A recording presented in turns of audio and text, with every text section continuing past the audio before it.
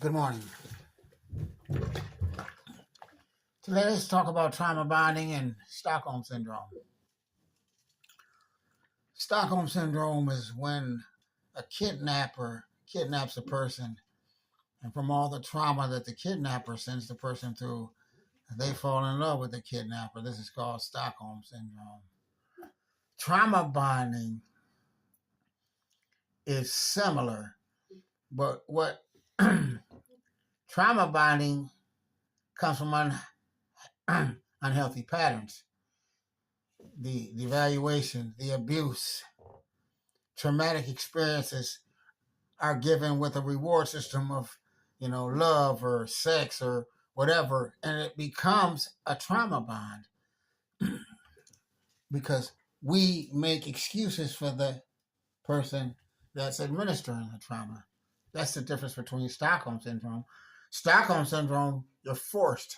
In a trauma bond, you willingly get involved. And that goes into our mindset of unhealthy thinking. We begin to think that these traumatic experiences is love and it's conditioned in us from a child. So we keep on doing it and doing it. And I'm guilty of a trauma bond and trauma bonding and falling into it. That's why I know that I might pick the wrong person.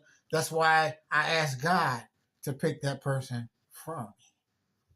Because I know that by me constantly picking the wrong individuals, that there's something flawed with my way of thinking. That's why God says with him all things are possible, but with man nothing is.